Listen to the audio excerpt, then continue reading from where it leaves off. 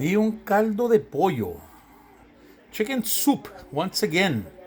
I'm going to show you the gist of everything that I'm using. Carrots, potatoes, caldo con sabor de pollo, chicken bouillon, 1 heaping tablespoon, onions, celery, garlic chopped up all there, bell peppers, and of course I'm using on this one 6 chicken thighs. Beautiful, beautiful chicken thighs. I love them with the skin on for that mantequita. Look at these beautiful corns on the cob. I'm going to split them in half and throw them in there. The onion, the celery, and the garlic, and the bell pepper are all going in with the chicken because they're veggies that I use as spice or sazon. The chicken bouillon is also going in with the chicken, and I'm going to let this boil for about half an hour to an hour. Then I'm going to throw in my corn, and then I'm going to throw in my potatoes, and then I'm going to throw in my carrots, and then my potatoes. I like everything to be nice and fresh and not mushy. So I put everything in at different stages. But because this is spice or sazon, those go in and just penetrate into the chicken. I am forgetting to put in here some repollo, some cabbage, because I put repollo on my own, but my wife doesn't like repollo. So I'm going to put in repollo in my own caldo. You see the little cup right here? This is just pure pureed jalapeno with lime juice. And I think I'm going to use that on mine as well. So anyways, let's make some caldo de pollo. Okay, I brought all my preliminaries to a rolling boil. It's actually been boiling for half an hour. I'm going to lower the heat to medium. And I'm going to add my corn.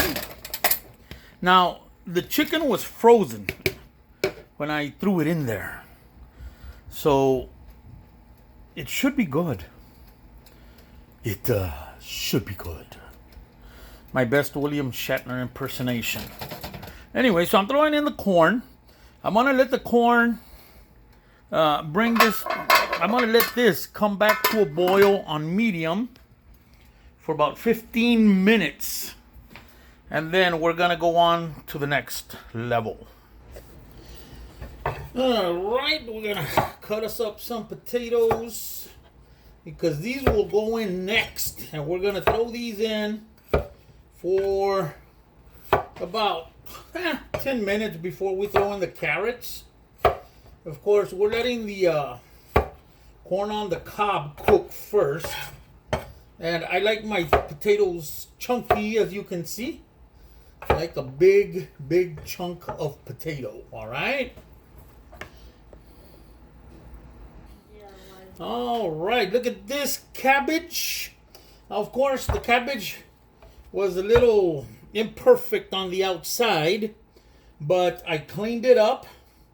Look how nice and tight that baby is. And you don't have big chunking, so I can use most of this cabbage, if not right now, afterwards. But this is the cabbage I'm going to use for my caldo, not my wife's caldo, because my wife does not like cabbage. God bless her, but that's just her choice. And this beautiful fresh carrot. So we're going to wait on that. The cabbage actually comes in last. Now, after 15 minutes of boiling that corn, I'm throwing in my potatoes. I don't know if I forgot to mention, I added about maybe half a gallon of water when I started all of this. And what I do once I put my potatoes in, I'm going to let it come back to a boil. But I'm not going to cover up my pot anymore because I'll let some of that water cook off a little bit. It won't be a lot, but I like my caldito. So I'm going to let the potatoes boil for about 10 to 15 minutes. And then I'm going to add my carrots, and we should be about done. I throw in the cabbage, the repollo. I throw it in last. Sorry, correction. Potatoes, 5 minutes. Throw in my carrots. And that way we try and get a good consistency, not mushy. I like my vegetables a little bit firmer rather than softer. So, my carrots and my potatoes are now in. I give this baby about 15 minutes and everything's gonna be done. Oh yeah. All right, so I'm throwing in my cabbage. Yes, I'm throwing it all in the big chunk. Not the entire cabbage, but the big chunk that I had. And I'm cooking my caldo de pollo. And I'm cooking my wife's caldo de pollo.